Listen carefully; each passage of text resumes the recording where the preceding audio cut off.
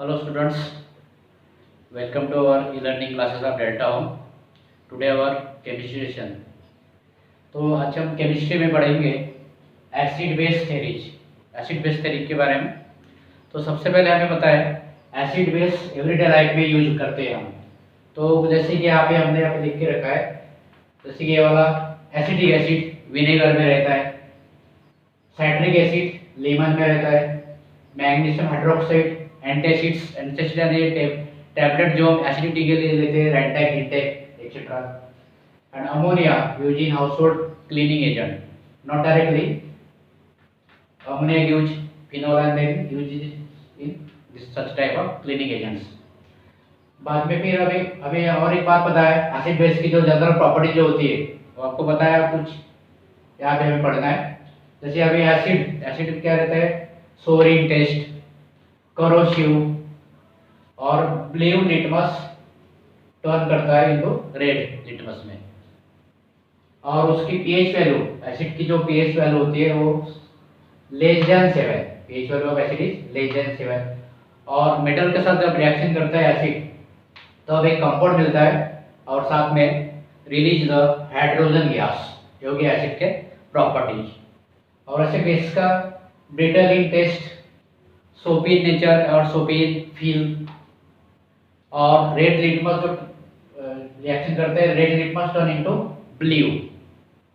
और pH value greater than 7 up to 14। और metal के साथ उसकी रिएक्शन नहीं होती। तो ये होगी उसका प्रॉपर्टी।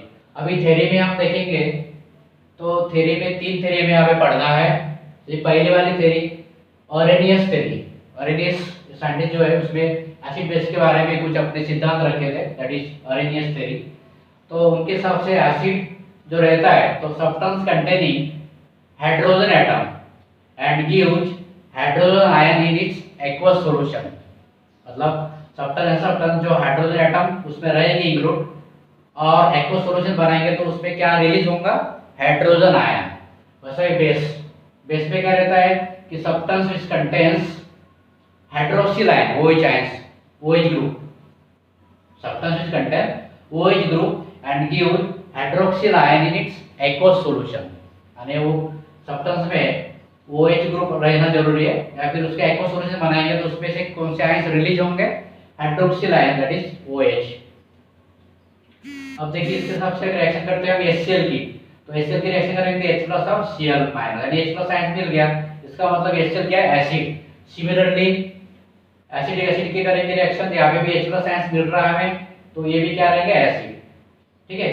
और बेस के लिए हम देखेंगे, जिसके भी बेस है यहाँ पे NaOH लेंगे, तो NaOH जब उसके एक्वस सॉल्यूशन करेंगे यानी जिसका रिएक्शन करेंगे एक्चुअली उसकी वाटर के साथ H2O, तो वाटर में कौन से आयन रिलीज होंगे, Na+ है OH-। यानी NaOH से OH आयन निकले, मतलब ये क्या हो गया, NaOH base. and similarly this also ammonium hydroxide also gives OH- ions, therefore it is also base।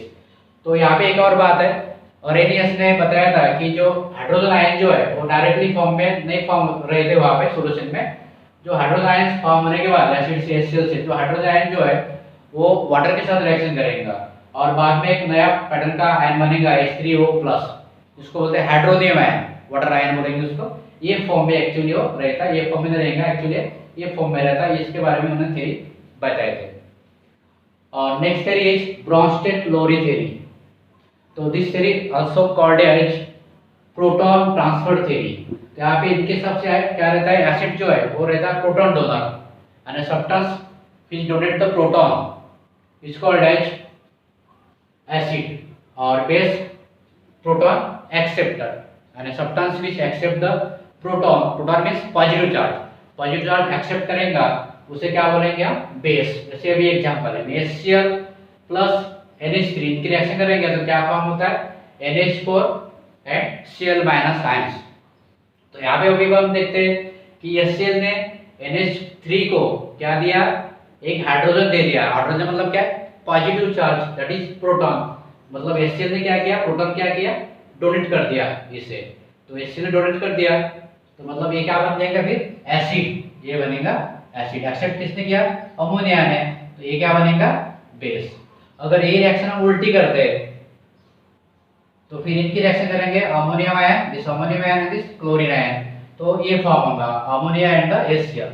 यहाँ पे देखो अभी NH4 ने हाइड्रोजन क्या किया, डोनेट किया, मतलब NH4 का NH3 बना, हाइड्रोजन क्या किया उन्होंने छोड़ दिया, डोनेट किया, मतलब ये क्या हो गया एसिड। और इसने क्या किया, Cl ने एक्सेप्ट किया और HCl बना, मतलब ये हो गया बेस। इस प्रकार से दो पेयर बन गए, ठीक है। सिमिलरली हियर आल्सो, यहाँ पे देखो ये रिएक्शन जो है हमने जो बताया था, ये इस प्रकार से, ये वाली रिएक्शन इस प्रकार से भी होती।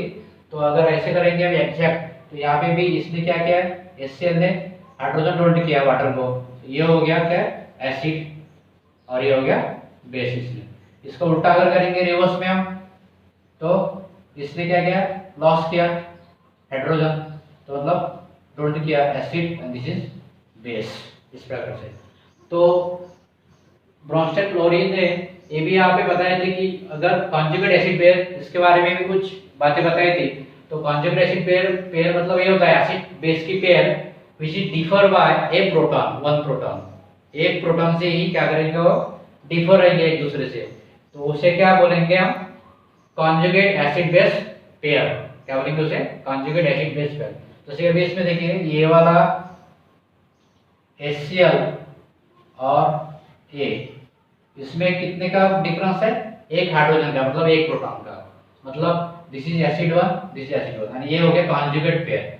सिमिलरली NH3 एंड NH4, इसमें देखो आप ये भी एसिड बेस पेयर है दोनों, और कितने का डिफरेंस है इसमें दोनों में, ये एक हाइड्रोजन का, कितने का, एक हाइड्रोजन, यानी ये क्या है उसमें एक प्रोटॉन, तो ये क्या हो गया conjugate pair. Here also HCl and Cl, these are conjugate acid base pair and this is conjugate acid pair.